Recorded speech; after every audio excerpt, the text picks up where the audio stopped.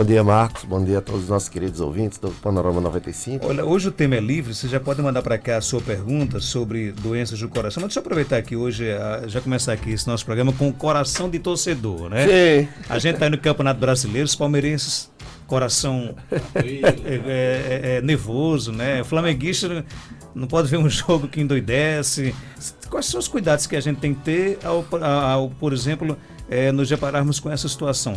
De uma partida de futebol, de uma emoção grande, de uma coisa que acontece na nossa vida. O coração também sofre com isso? Sofre, sim, com certeza, Marcos. A pergunta é espetacular, muito interessante. Igual o Flamengo, né? Espetacular.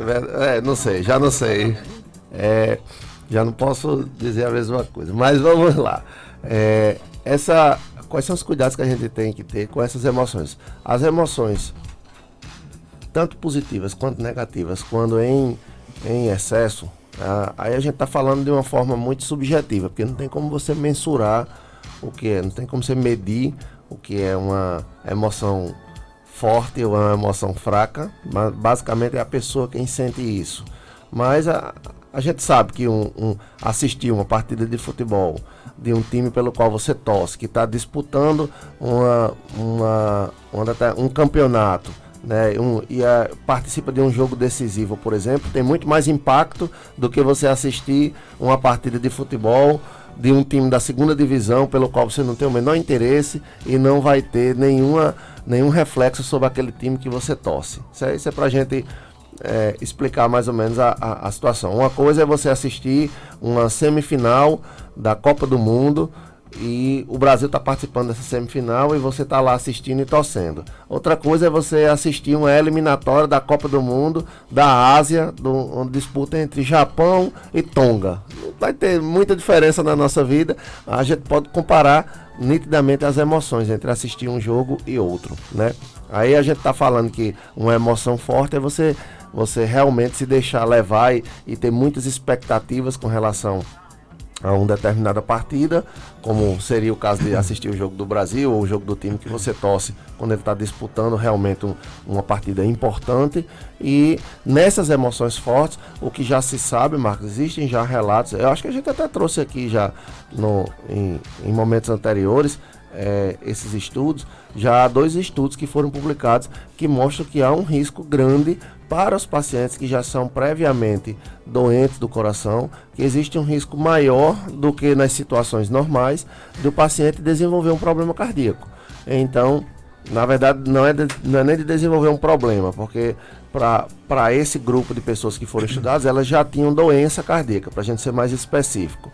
Né? Não é um problema que vai aparecer uma doença. A doença ela já existe e ela pode se manifestar com um novo evento, com um novo episódio e muitas vezes um episódio mais intenso.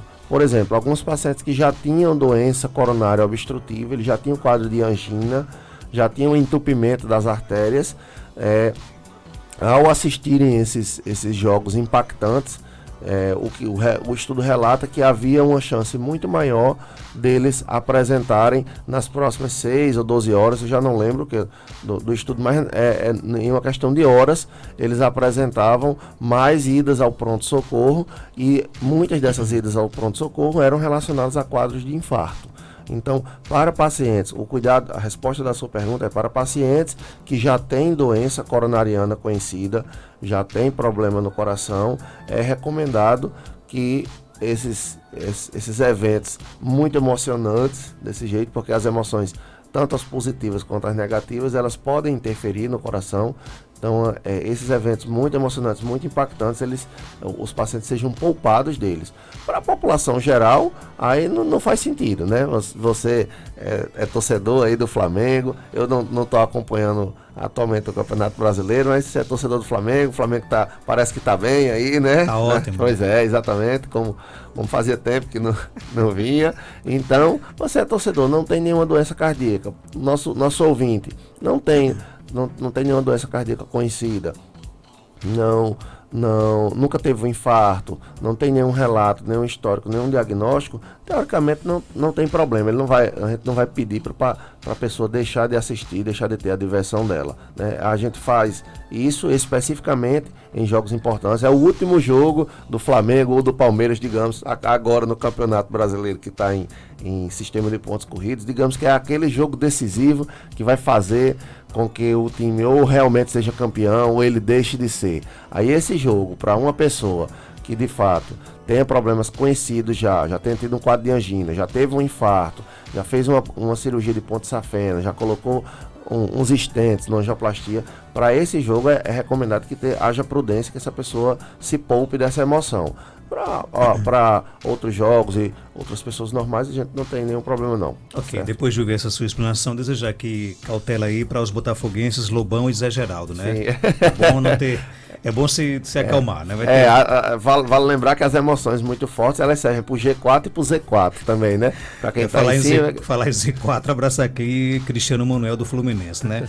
Bem, vamos aqui, já tem muitas perguntas aqui no nosso WhatsApp, né? Chegando, bom dia. Marcos Danta, bom dia. Eu gostaria de perguntar ao médico, doutor Eudo. Marco, eu sinto uma dor muito forte no peito direito. Ele é tão forte a dor que para eu vestir uma roupa, eu estou com dificuldade de levantar o braço. A dor é forte, dentro do peito, mas é o peito direito. Agora a dor é forte. E eu estou com medo de ir para o médico, e estou com medo, sim, de bater. Por que as pessoas sentem tantas dores no peito, doutor Wander? Primeiro porque existem muitos órgãos ali. Então há uma grande quantidade de possibilidades de você sentir dores no peito. Então, você pode sentir uma dor no peito por um problema ósseo, você pode sentir uma dor no peito por um problema muscular, porque entre as costelas existem músculos, os músculos na região intercostal. Você pode sentir um problema na raiz dos nervos que saem da coluna, e essa raiz dos nervos, eles atravessam, eles vão para a região anterior do tórax e eles podem ser afetados. Um problema, por exemplo, como uma hérnia de disco ou uma artrose na coluna que acabe interferindo no funcionamento desses nervos que inervam essa região. Você pode ter a percepção da dor.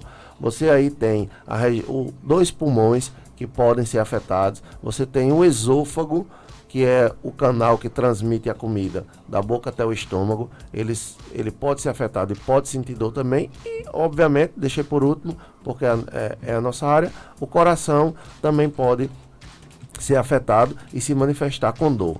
A curiosidade é que muita gente ainda tem uma crença de que o coração não dói. Não sei quando começou essa lenda, Marcos, mas eu já ouvi muita gente dizer assim: o coração dói, que eu já escutei dizer por aí que o coração não dói, ou então só dói uma vez, que é um infarto e você morre e acabou. Não, o coração dói. O coração dói. E nem sempre ele dói por angina, por infarto. Algumas vezes existem outras doenças. A gente tratou na semana passada, por exemplo, de endocardite infecciosa. Não é a manifestação mais comum, o paciente normalmente se queixa mais de problemas como cansaço, mas a dor ela pode ser um sintoma desses pacientes.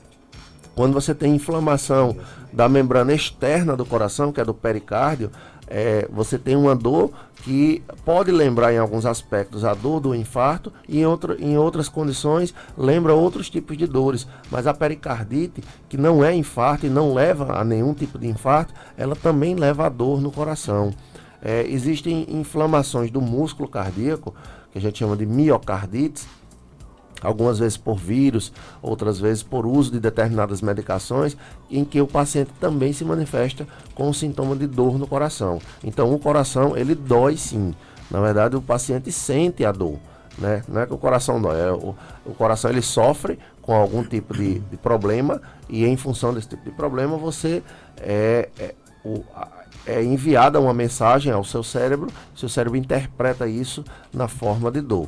Então existe dor no coração, mas, obviamente, para responder essa pergunta da nossa ouvinte, nem toda dor no peito é uma dor necessariamente no coração. É preciso que se veja os fatores de risco do paciente, como é a característica dessa dor, onde é que ela é, se é no peito direito ou no peito esquerdo, para onde ela vai, se ela fica sozinha naquele canto, se ela vai para as costas, para o queixo, para o outro braço, para o braço esquerdo, para a barriga. É preciso ver em que circunstâncias essa dor ela apresenta-se. É uma dor que piora quando eu faço esforços, é uma dor que piora quando eu me deito, é uma dor que piora quando eu me estresso, é uma dor que piora quando eu faço movimentos no braço. Existem algumas dessas características que favorecem ser do coração, como por exemplo aos esforços, ao estresse também, e outras características que favorecem não ser do coração. Por exemplo, eu sinto uma dor no peito e ela piora muito quando eu mexo só o braço. Então isso aumenta as chances de se tratar de um problema ou no osso, ou no músculo, ou nos nervos, e diminui as chances de ser do coração. Então é preciso fazer uma avaliação ampla, levando em conta a idade e os fatores, as outras doenças que o paciente já tenha, como são as características dessa dor, para a gente tentar definir a origem. É diferente de uma pessoa dizer que tem uma dor na unha, na cabeça do dedão do pé, porque é muito provável que ele tenha um problema ali no dedão do pé, ou então algum problema sistêmico, algum problema do corpo inteiro e que esteja aparecendo ali no dedão do pé. Eu não vou pensar que uma dor no dedão do pé tem a ver com o nariz do paciente, a princípio não. Aqui na região do tórax, assim como o abdômen, essa frase do abdômen ela é muito conhecida na medicina, Marcos. A gente disse muito que o abdômen é uma caixinha de surpresas. Porque o paciente sente uma dor abdominal, pode ser um problema na vesícula, pode ser um problema no fígado, pode ser um problema no estômago, pode ser no intestino, pode ser nas mulheres um problema nos ovários, no útero, pode ser um problema na bexiga, e é muito difícil em algumas circunstâncias, principalmente nos quadros iniciais, você diferenciar uma doença da outra. Então, disse na medicina que o abdômen é uma caixinha de surpresas. O tórax não está muito longe disso. Também tem suas surpresas, e uma dor que se apresenta na região do tórax, do peito, que a gente chama, ela pode ter muitas origens. Cabe ao médico que está examinando e está recebendo um paciente com essa queixa, tentar identificar qual é a origem provável para poder propor uma investigação apropriada e um tratamento também apropriado. Doutor Wander, tem uma filha de 11 anos que sempre que ela anda muito, ela sente falta de ar e uns estalos na nuca. Pode ser algo relativo ao coração? Os estalos na nuca, com certeza não. Ela vai precisar fazer uma avaliação. Aí se a junção que a gente chama de atlantoaxial e a coluna cervical, elas estão perfeitamente corretas e está tudo bem, porque ela pode ter algum defeito de nascença que possa resultar nessa queixa que ela diz que é esse estalo na região da nuca. Já a queixa do cansaço aos esforços pode de fato ser relacionado. Não é obrigatório, não é uma queixa em que você diz, o paciente tem 11 anos e cansa ao fazer algum esforço, obrigatoriamente ele tem um problema no coração. Mas certamente é uma das possibilidades e talvez uma das principais. A outra poderia ser apenas a falta de atividade física. A criança tem 11 anos, nunca praticou esportes, não gosta muito, e aí quando faz alguma atividade um pouquinho mais intensa, ela cansa. Isso pode ser a falta de condicionamento físico e pode ser uma manifestação do coração. Aí precisa de uma avaliação, examinar auscultar o coração da criança, auscultar o pulmão e ver outros dados da história dela para poder definir. Não dá para a gente dizer de certeza que é, e também não tem como descartar, tá certo? Outra pergunta do Dr. Wander. Eu corria com uma certa frequência, mas parei de correr, né? Que quero voltar. Qual é a forma correta, na sua opinião, de voltar a correr? Essa pergunta ela tem uma resposta diferente, dependendo de quanto tempo a pessoa parou de correr e de qual é a idade da pessoa. Então, eu corria aos 20 anos, agora eu estou aos 45. Passei 25 anos sem correr, agora eu quero correr de novo. A gente está falando de uma situação em que é totalmente recomendado que você não comece a corrida, que você faça primeiro de uma hora para outra, não. Você faça uma avaliação médica para poder ver direito se está tudo bem com você, se o seu coração está apto a fazer esse grau de esforço físico, para que você faça o seu exercício, que tem benefícios, né? O exercício físico sempre é recomendado, mas ele precisa ser feito com segurança, ele não pode prejudicar o paciente. Outra coisa é você dizer, não, eu tenho 28, 29 anos de idade, corria 10 km todo dia, parei de correr por um mês, por 2 meses, que aconteceu alguma coisa aí, estou querendo voltar agora. Pode voltar, você volta com 50%, 70% daquilo que você conseguia fazer antes, e aos poucos você vai chegando próximo do seu nível de capacidade física que você tinha previamente. Eu tinha 50 anos de idade, eu fazia umas corridas, e parei e agora quero voltar de novo. Tenho 50 anos de idade, parei no começo do ano e vou voltar agora. Você está em dia com os seus exames? Você fez uma avaliação médica ultimamente? Fez a avaliação das taxas para saber como é que está a sua glicemia, suas taxas de colesterol e de triglicérides? Avaliou a sua pressão direitinho? Já fez alguma avaliação médica antes para essa corrida que você tinha aos 50 anos de idade? Se está tudo ok, está tudo direitinho, você pode voltar aos pouquinhos também. Mas eu tenho 50 anos, eu corria 10 anos atrás, quando eu tinha 40. Eu nunca fiz nenhuma avaliação médica e passei 10 anos sem correr e agora quero voltar. Corri aos 40 e agora estou correndo aos 50. Você estava correndo risco aos 40, porque a partir dos 40 anos fazer atividade física intensa, sem uma avaliação antes, sem uma avaliação médica antes, uma atividade de risco. A gente está falando em risco de exposição. A gente está falando em risco, Marcos, de exposição da ordem de 1 para 1 milhão de eventos, tá certo? É mais ou menos isso. Sim. Então, cada 1 milhão de eventos, considere como evento um dia que você corre.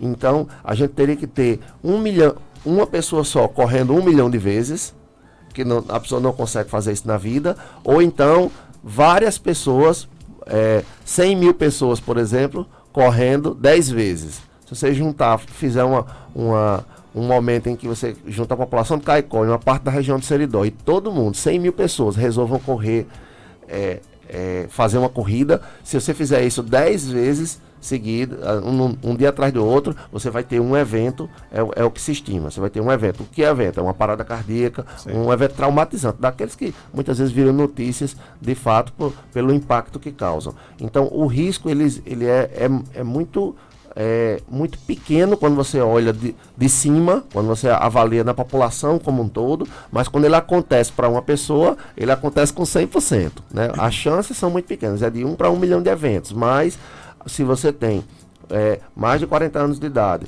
nunca fez avaliação médica, está há muito tempo sem fazer atividade física e agora pretende voltar, o recomendado, o mais prudente é fazer uma avaliação antes para saber se está tudo ok, para que depois você seja liberado para voltar para a sua atividade. Ok, bem interessante essa sua observação, né? Porque muitas pessoas acabam aderindo a uma prática esportiva sem qualquer avaliação exatamente médica, né? Isso é um risco. E aí, infelizmente, a gente tem. Ano passado a gente teve um caso, esse ano a gente já teve outro, de pacientes que vieram a falecer durante a atividade física, durante exercício físico, que é uma atividade recomendada. É recomendada por todas as sociedades de especialidades, porque produz benefício para os pacientes. Mas, quando você coloca isso sem uma avaliação prévia, você aumenta a sua chance de que você se exponha a esse evento fatal. É 1 em 1 milhão, mas pode acontecer, e se você não toma precauções antes, pode ser você a pessoa a se expor a esse evento fatal. Não serve também de desculpa para aquelas pessoas que dizem, se vai acontecer alguma coisa comigo, eu não vou fazer nada, vou ficar aqui sentado na minha cadeira. Também não ajuda muito, né? Ficar sedentário e não fazer nenhum exercício físico também não ajuda na saúde e na qualidade de vida das pessoas. Vou mandar essa parte do vídeo para um amigo meu chamado Ranieri Fortunato. Ele é altamente sedentário e está precisando realmente tomar esses cuidados com relação a essa questão. Não pode exagerar um pouquinho, né? Doutor, o nosso ouvinte pergunta aqui, ele diz que toma 1 ou 2 vezes por semana 10 gotas de clinazepam. Deve ser clonazepam. Clonazepam. Sim, Ele pois quer bem. saber se esse remédio pode causar algum mal ao coração. Não tem nenhum relato. Para que serve esse remédio? Essa medicação ela tem múltiplas indicações, Marcos. A mais comumente utilizada é utilizar como auxiliar na indução do sono. A gente chama isso de medicação hipnótica. Então, pacientes que têm dificuldade para dormir, elas podem muitas vezes elas fazem uso, sob recomendação médica, elas fazem uso dessa medicação chamada clonazepam para induzir o sono. Isso pode acontecer de fato. Existem outras indicações, por exemplo, para tratar eventos agudos de transtorno de estresse ou crises de pânico. Você pode tirar o paciente de uma crise, de um transtorno de estresse agudo com o uso dessa medicação que é o clonazepam. Também é indicado, embora seja pouco utilizado nesse cenário, mas também é indicado na bula, existe essa possibilidade de você tratar pacientes com convulsões com essa medicação chamada clonazepam, existe essa possibilidade. Então isso aí depende da indicação do médico que fez. Como ela é uma medicação que ela pode causar dois efeitos colaterais principais, que são dependência e tolerância. O que é dependência? É você só conseguir fazer aquilo que o remédio está fazendo, que no caso seria dormir. Você só consegue dormir com o uso do remédio. Você para de usar o remédio, não consegue mais dormir sem o remédio. Isso se chama dependência. E tolerância é você necessitar de doses cada vez maiores da medicação. Então você tomava 5 gotas, agora está tomando 10, daqui a pouco são 15, daqui a pouco são 20. Então esses são os maiores riscos dessa medicação, e em um uso único, em grande quantidade. Você usa normalmente 10 gotas, mas acha que hoje está ruim demais para dormir, resolve tomar 40, 50, 60 gotas. Pode existir o que a gente chama de depressão respiratória, que é você ficar num estágio de sono tão profundo que o seu corpo ele não dá o comando para a respiração, e isso pode levar à morte, inclusive. Então é por essa razão que essas medicações, medicação como o clonazepam, elas são de uso estritamente controlado por avaliação médica. Você só consegue essa medicação, ou só deveria pelo menos conseguir essa medicação, com uma avaliação médica e com uma receita que faça a retenção dela na farmácia. Então, se o médico prescrever uma caixa, você só vai comprar uma caixa, e se precisar de mais uma, vai precisar voltar para esse mesmo médico. Qualquer médico pode prescrever essa medicação, isso não é especialista, não é neuro, não é psiquiatra, nem cardiologista, muito menos cardiologista. Qualquer médico pode prescrever, mas é necessário cautela para isso. Em relação ao coração, não há nenhum registro, nenhum relato de que essa medicação ela interfere no coração, não, Marcos.